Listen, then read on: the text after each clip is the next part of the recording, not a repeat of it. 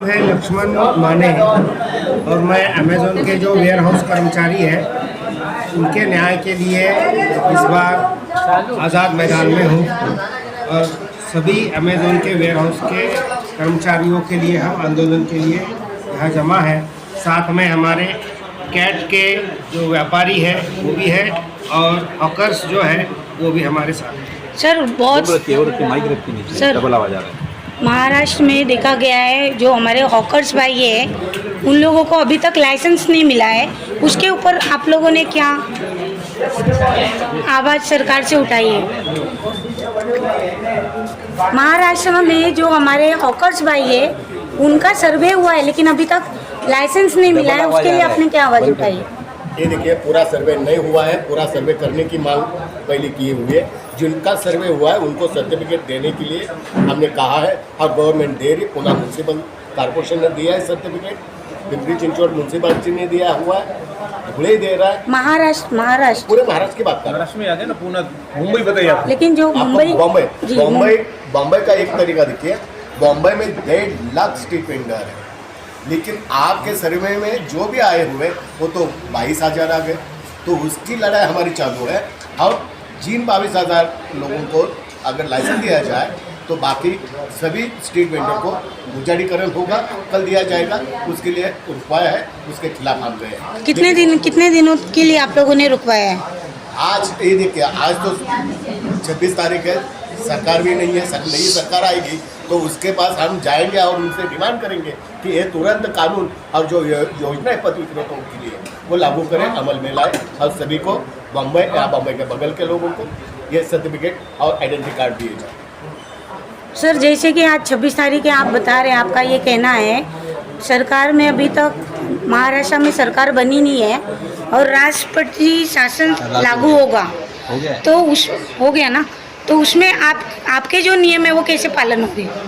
ये देखिए, पूरे पुराने नियम जो है उसी तहत हम काम करेंगे, लेकिन अभी राज्यपाल महोदय को हम लेटर लिखेंगे कि अभी जब तक सरकार स्थापित नहीं हो जाती तब तक हमें ना रास्ते से हटाए ना उजाड़ीकरण करें। धन्यवाद सर। सर आपका मेन मुद्दा क्या है सर आज को लेके, आज की कॉन्फ्रेंस को लेके? हमारा कहना यही है कि ये जो भी ऑनलाइन क्विक कॉमर्स जो नया रूप आया है, ये सारी चीज़ें हैं वो देश के अंदर सर्वप्रथम तो देश के जो हमारे उद्योगपति व्यापारी या ये लोग करें, न कि विदेशी लोग। विदेशी लोग आने के बाद हमारे देश के कानूनों का पालन नहीं करते हैं और यहाँ पर मुनाफा न दिखाते हुए अपनी बैलेंस शीट जीरो करते हैं, जिससे देश का राजस्व का बहुत बड़ा नुकसान हो रहा है।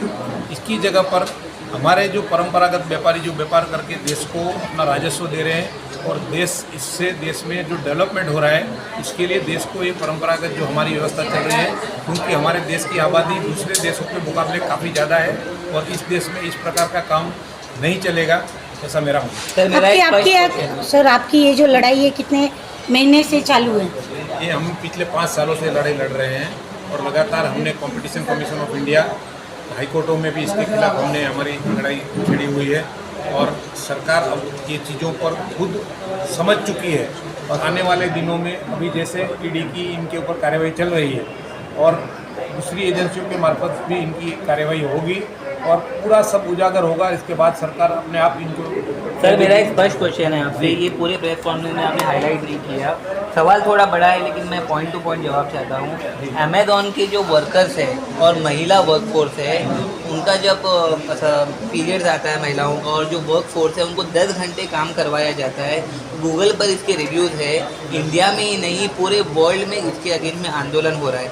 एक तरफ आप भारतीय कंपनी श्री रतन टाटा जी की कंपनी को आप देख सकते हो, 8 आवर्स का पीरियड होता है, प्रोफेशनल जो लेबर लॉ है वो फॉलो किए जाते हैं। This mean that more than 10 millions of जो भारत के युवा है उनको एक्सप्लॉइट किया जा रहा है, स्पेशली अमेज़ॉन के थ्रू। तो इसको स्टॉप करने के लिए आप गवर्नमेंट ऑफ इंडिया और लेबर लॉज के तहत किस तरीके का प्रोटेस्ट करेंगे कि ये वापस प्रोफेशनल कंडक्ट पर वापस आए? प्रोटेस्ट के बारे में हमारे माने जी आपको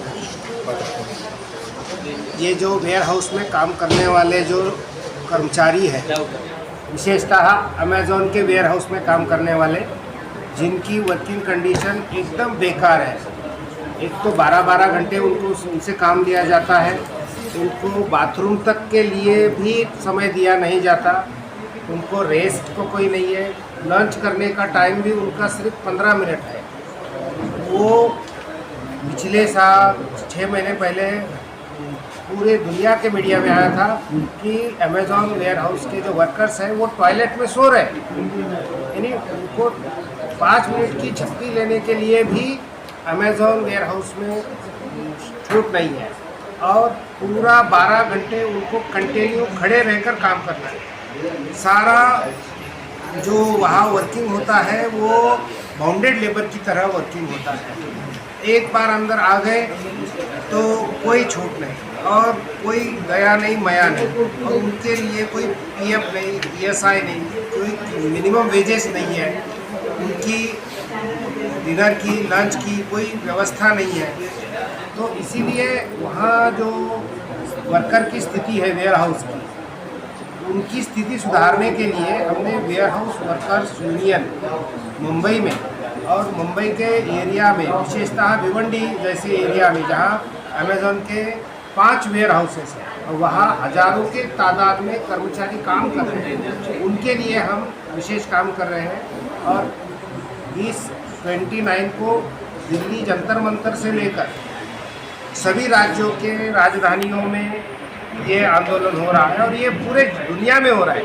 अमेरिका हो, ऑस्ट्रेलिया हो, अफ्रीका हो, फ्रांस हो, जर्मनी हो, सभी देशों में 29 को ब्लैक फ्राइडे मना रहे हैं और अमेज़ॉन जैसी कंपनियों के विरोध में उनके जो वेयर हाउस में काम करने वाले वर्कर्स हैं उनको भारतीय कानूनों के तहत सभी सुविधा मिले, इसके लिए हम warehouse workers union, Amazon India workers union के माध्यम से कार्य कर रहे हैं। धन्यवाद।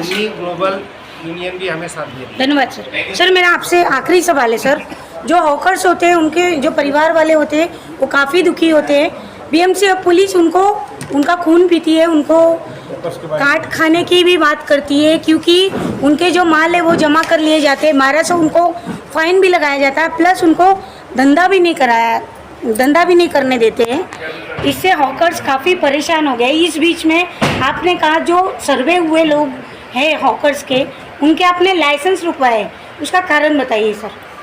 नहीं, हमने लाइसेंस नहीं रुकवाया। हमने ये कहा है कि पूरे बॉम्बे की जो तादाद है 1.5 लाख, उनको सर्वे किया जाए और सबको आइडेंटिटी कार्ड दिए जाए। सुबह ही वडाला में जो स्ट्रीट वेंडर था उस पर जो बॉम्बे म्यूनसिपल ने कार्रवाई की, तो हमने कहा कि ये कार्रवाई गलत है क्योंकि पीएम स्वनिधि के अंदर उसने लोन लिया हुआ है, तो पीएम स्वनिधि के अंदर उसको वेंडिंग सर्टिफिकेट आता है तो उसका वो आधार बनता है, उस आधार पर उसे छोड़ना चाहिए। तो अभी यही बात हमने गवर्नमेंट को कहने की बात की थी, लेकिन राष्ट्रपति ने धन्यवाद।